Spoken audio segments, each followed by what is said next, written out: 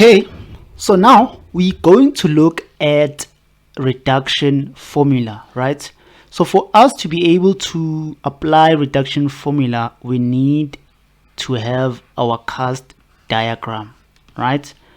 So this here is our cast diagram. So let's say, for example, we are given a trig ratio of let's say sine of 150 degrees, right? And we are asked to reduce this problem here. So the first thing you're going to do is, if let's say you are using your cast diagram, you're going to draw this sine of 150 degrees in your cast diagram.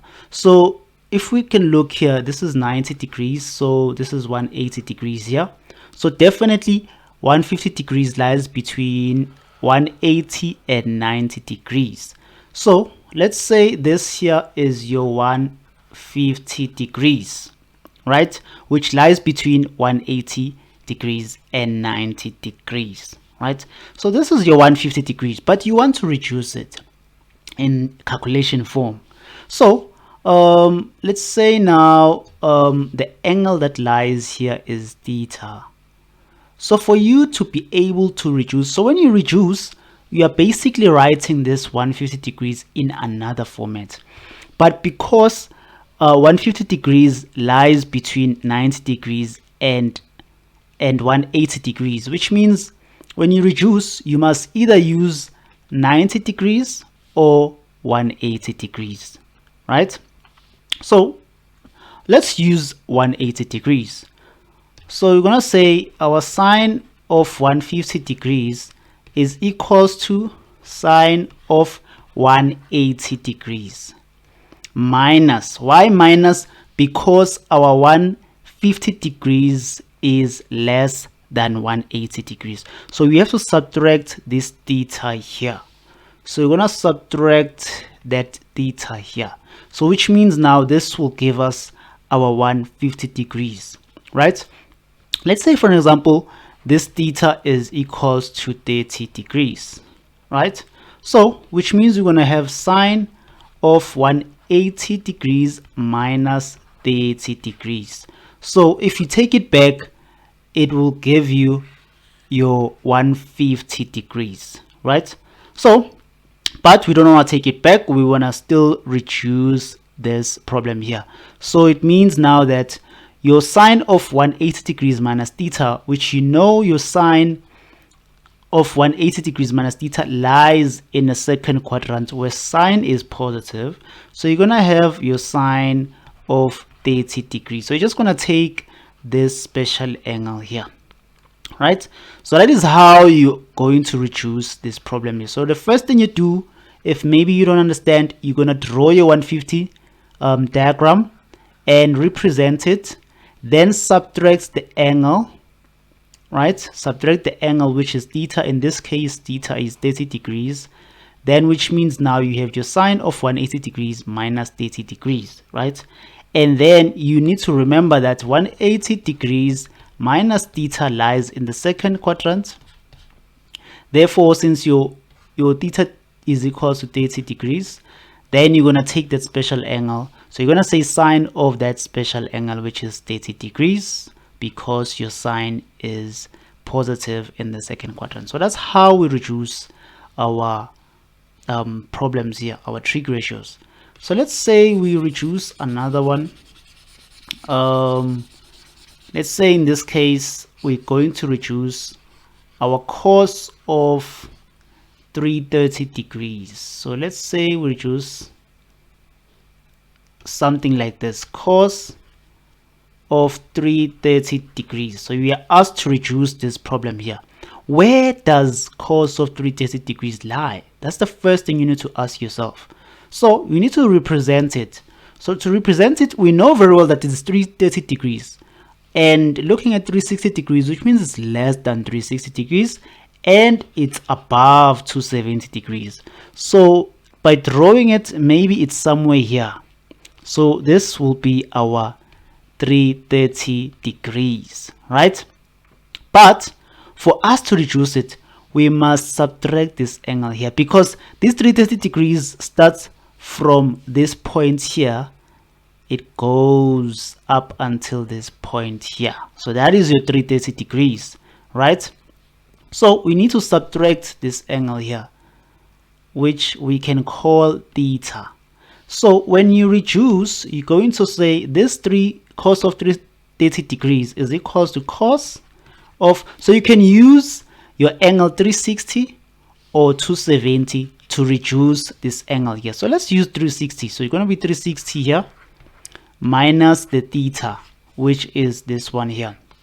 So this is how you reduce your angle.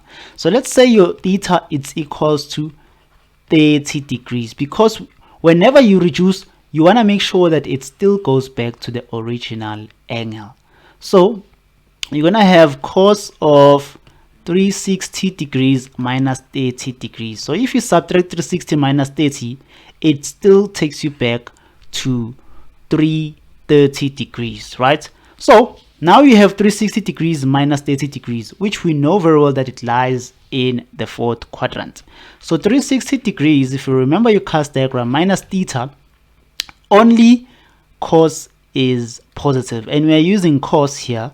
So it means now we're just going to take this angle here and say cos of 30 degrees, right? And it's going to be positive since it lies in the fourth quadrant. So this is how we reduce our angles here. Then you'll complete from here. If you know, excuse me, if you know your special angles, you'll complete from here and find the answer. But this is how we reduce our angles here. So from here, you'll use a calculator, or you don't have to use a calculator. You know your special angles, you will find the right answer. So let's say now you are given an angle of maybe let's say you are given cos of 210 degrees, right? Cos of 210 degrees.